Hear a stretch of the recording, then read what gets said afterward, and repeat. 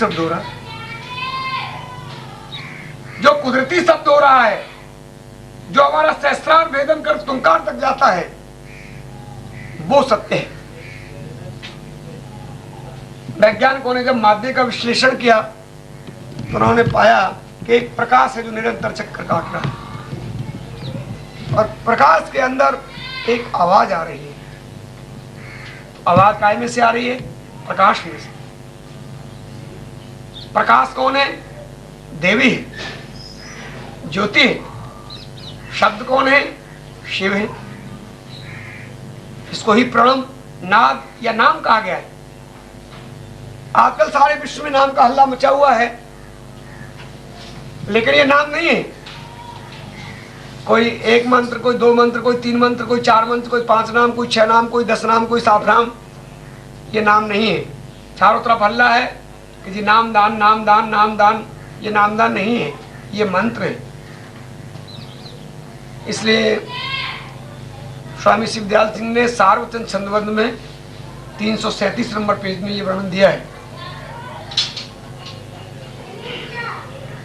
कि जपने में सभी गई भुलाई, नाम अगम कोई भेद न पाई। जो सतगुरु पूरे मिल जाते, तो भी भेद नाम का गाते। नाम रहे चौथे पद माही, यह ढूंढे त्रिलोकी माई। 3 लोक में नाम न पावे, चौथे लोक में संत बतावे। नाम 3 लोक में नहीं पाता। देखिए, 1-2 महापुरुष पृथ्वी पे रहते हैं जो अनंत का ज्ञान देते आए, लेकिन अनंत का ज्ञान नाम नहीं है। दोनों भ्रूमध्य आंखों से ऊपर आपके सहज दल कमल है।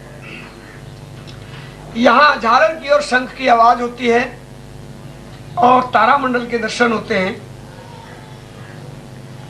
और प्रकाश है। तो ये ऐसे समझिए जैसे 99 किलो पानी में 1 किलो दूध। चेतनता 1%, माया 99%, लेकिन ये अनहद है। इससे ऊपर एक टेढ़ा रास्ता है, उसे बोलते हैं बंक नाल। टेढ़ा रास्ता, बंक माने टेढ़ा, नाल माने रास्ता। कुछ लोगों के मस्तिष्क को देखा होगा, यहाँ से एक टेढ़ी नाड़ी जाती है, कुछ के छिपी होती है, किसी की वो नाड़ी जागर होती है। आगे जो मुकाम पड़ता है वो पड़ता है सहस्त्रदल कमल से आगे त्रिकुटी, यानी सहस्त्रदल कमल, झालर संघ की आवाज, तारे के दर्शन, बीच में बंकनाल टेढ़ा रास्ता, तब मालूम आपका प्रारूप बनेगा त्रिकुटी। त्रिकुटी मृगाम में मृदंग और बादल की गर्जना हो रही है। यहाँ सूर्य नारायण के दर्शन होते हैं। चेतनता और माया दोनों बराबर बराबर है। ये 50 किलो दूध तो 50 किलो पानी। रावण यहीं तक गया था, यहाँ तक ये भजन नहीं है, ये अनहद है। जब महाप्रलय आता है तो सुमरन करने वाले, जाप अल्पा जपने वाले और अनंतनाथ सुनने वाले लोग योगी भी खत्म हो जाते हैं। जाप मरे, अजपा मरे, अनहद हूं मर जाए, क्योंकि ये न तो 9 में है न 10 में है। 9 दरवाजे तो आंखों तक हो ही गए, 10वां दरवाजा ऊपर है, ये बीच ही बीच का ज्ञान है। इसे देने वाले 1-2 महापुरुष पृथ्वी पर हमेशा रहते हैं। आज तक तुम्हारे जितने भी महापुरुष हुए हैं, ये सबने अनहद का वर्णन किया है, लेकिन उन्होंने अपने क्या लिखा नाम के आगे? दास। कबीर दास, सूरदास, रहीम दास, गरीब दास, नानक दास, अमर दास, पलटू दास, रविदास, क्योंकि ये सेवक है, स्वामी नहीं। आगे के लिए ये वर्णन कर गए योग दृष्टि से कि स्वामी का अवतार आएगा, वो 10वें दरवाजे को खोलेगा। तो इससे ऊपर चलेंगे तो यहाँ काल बैठा हुआ है, कोई जा ही नहीं सकता, सोच भी नहीं सकता। कौन है जो काल से टक्कर लगे? केवल काल कबीर से डरता है। अगर कबीर को भी चकमा खवा देता है, लेकिन आखिरकार कबीर से उसे परास्त होना पड़ता है। इसके लिए कबीर मंसूर उठा करके देखें। अब सवाल आपका आता है कि 10वें दरवाजे में आपकी 70 धुनी है, इसमें लास्ट धुनी है झींगुर वाली। झींगुर शब्द करे घमसाना। यहाँ चंद्रमा के दर्शन होते हैं और चंद्रमा के 2 टुकड़े हो जाते हैं, गुरु का नूरी स्वरूप प्रकट हो जाता है। इसलिए मुसलमान कहते हैं कि हमारे मेहंदी मोहम्मद चांद के टुकड़े करके आगे गए थे, जहां नूर और तूर का अनुभव होता है। हमारे यहाँ नाद शब्द प्रणव कहते हैं तो वहां उसके लिए तूर कहते हैं। हमारे यहाँ ज्योति प्रकाश कहते हैं तो मुसलमानों के यहाँ इसे नूर कहते हैं। यहाँ से सार शब्द है, क्योंकि चंद्रमा के अंदर ही अमृत है। अमृत चंद्रमा ही देने के लिए आता है। श्रीमद् भागवत सुख सागर में कहा गया है कि सब कोई जानता है कि चंद्रमा में अमृत होता है, लेकिन दक्ष के श्राप के कारण एक बार चंद्रमा समुद्र में आकर के अवतार लेकर के आ गया, लेकिन समुद्री जीवों ने नहीं समझा। ये आपका क्षेत्र क्षीर सागर है, दूध का समुद्र, सबसे अधिक दूध पैदा होता है सारे विश्व में। तो यहाँ समुद्री जीव से नहीं समझ पाते। तो यार यहाँ दिया है कि अर्जुन कह रहे हैं कि हे युधिष्ठिर महाराज, जैसे दक्ष के श्राप से चंद्रमा समुद्री जीवों के बीच में रहा, लेकिन वहां के लोग उसे अपने जैसा ही जीव जब समझते रहे। जैसे चंद्रमा से हर कोई अमृत प्राप्त करना चाहता है, लेकिन अज्ञानता के वशीभूत अमृत नहीं ले सके, ऐसे ही हम भी भगवान कृष्ण को नहीं समझ सके। ये प्रभु हमारे साथ छल हो गया। क्या हुआ? जिन्हें हम मामेरा भाई समझते थे, वो कृष्ण भगवान हमें छोड़ करके पलायन कर गए। तो ऐसे ही सवाल आता है, जब इस ज्ञान का प्रदाता आता है उसे हर कोई नहीं समझ पाता। तो अब रूपरेखा आता है कि चंद्रमा में आपके सार शब्द है। तब कबीर साहब ने कहा है कि सार सार को गहे रहो थोता दे उड़ा है। सार शब्द से नीचे अनहद या नीचे की जो क्रियाएं हैं ये सब थोती है। धान बोने वाला जब धान बोता है तो जब उसके पत्ते निकलते हैं तो पतजीवा किसान बड़ा सुंदर देख करके प्रसन्न होता है। फिर उसका एक पूरा अवयव बन के तैयार हो जाता है। उसकी बाल देखता है तो और ज्यादा प्रसन्न होता है, लेकिन आगे जाकर के वो प्यार को फेंक देता है, उसके धान को ले लेता है। जैसे पुआल की कोई कीमत नहीं है, इस कीमत उसकी कहाँ गई?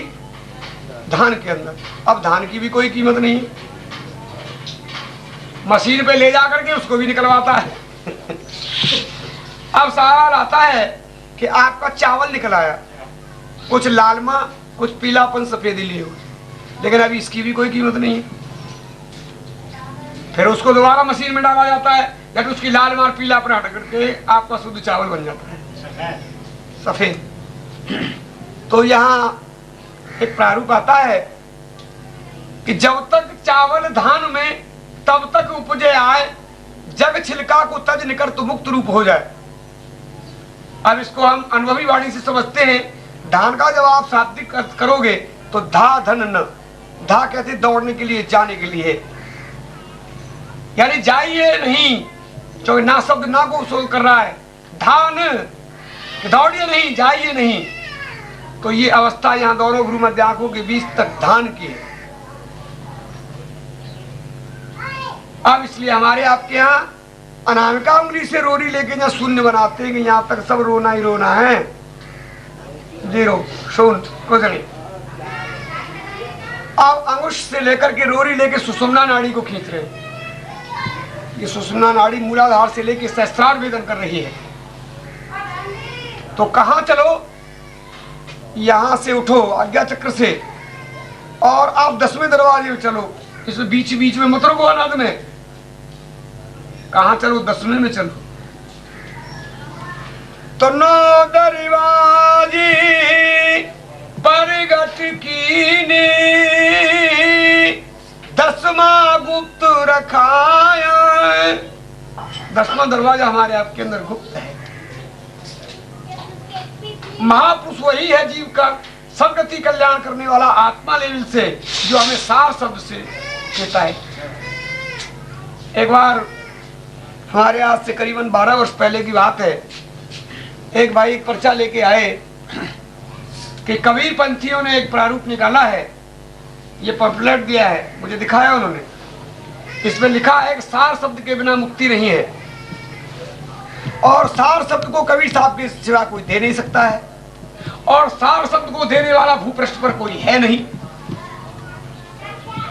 और ये निसंदेह सत्य है कि सार शब्द को देने के लिए कबीर साहब हिसार से आएंगे।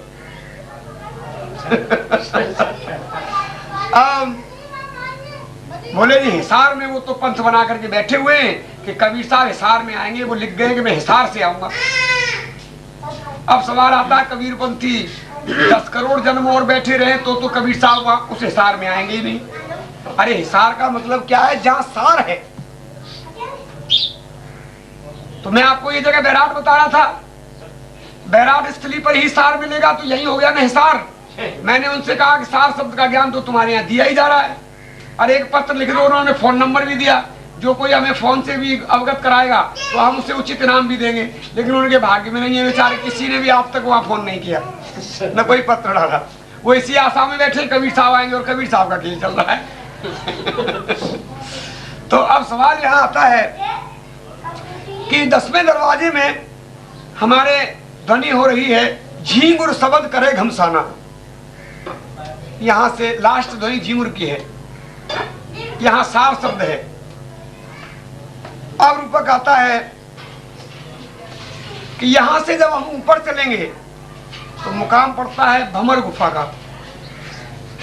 और भंवर गुफा में मस्त बंसी की धुन बज रही है। जब इससे हम सुनते हुए आगे चलेंगे तो मुकाम आएगा सतलोक, जिसे मुसलमान लोग कहते हैं मुकाम हक, और उसमें मस्त बंसी की धुन, बीन की धुन हो रही है। भंवर गुफा में बंसी तो आगे जाके बीन, और बीन की धुन में नीचे निकलता है सत सत हक हक। ये नीचे वाले अंगूठे के छेद से जब इसको ऐसे हटाते हैं तो सत सत हक हक निकलता है कि सत्य ही है, हकीकत यही है, सत्य ही है, हकीकत यही है। यहां तक सब सगुण है। जहां आप बैठे हो, जब बीन बजता है तो खतरनाक सर्प भी आके नाचने लगते हैं। अभी आपका बीन नहीं बजा है, अभी बंसी का खेल चल रहा है।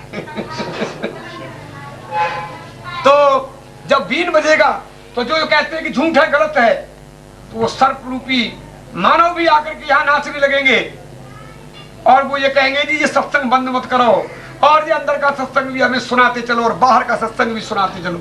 जो सपेरा जब बैन बंद करता है तो सांप खाने दौड़ता है। आज हमारी बात को सुनने के लिए कोई तैयार नहीं है, लेकिन आगे जब मुकामी हक का खेल चलाएंगे, जो बहुत निकट भविष्य में ही चलने वाला है, तो उस समय पर आपके सर्प की जो गति होती है वही गति मानवों की होगी, जो सर्प रूप बने बैठे। यहां तक सब सगुण है। इससे आगे खेल चलेगा निर्गुण का। अब इससे ऊपर मुकाम दिया गया अलख, जो नहीं लिखा जाए। अलख मंडल में अलख की ध्वनि हो रही है, अगम मंडल में अगम की ध्वनि हो रही है, और इससे आगे मंडल है अनामी धाम, और अनामी धाम में ध्वनि हो रही है हैरत हैरत हैरत हैरत। स्वामी शिवदयाल सिंह महाराज जी भी बोल गए हैं कि हैरत हैरत हैरत होई, और हैरत रूप धरा एक सोई। यानी हैरत के माने क्या है कि अंधकार है, अंधकार है, अंधकार है, अंधकार है। यहां तक आपके आध्यात्म मंडल कितने हो जाते हैं जरा आप गिन। राम राम। कि आपके 6 चक्र तो पिंड के, और 5 मंडल हो गए सतलोक तक, 11, 3 मंडल हो गए अलख गम अनामी, कितने हो गए 14। अभी 4 मंडल और शेष हैं जो गुप्त है, जो किसी महापुरुष ने नहीं खोले।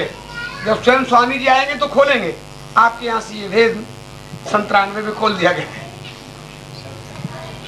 इससे ऊपर जब चलते हैं तो शंख की वास्तविक ध्वनि आती है।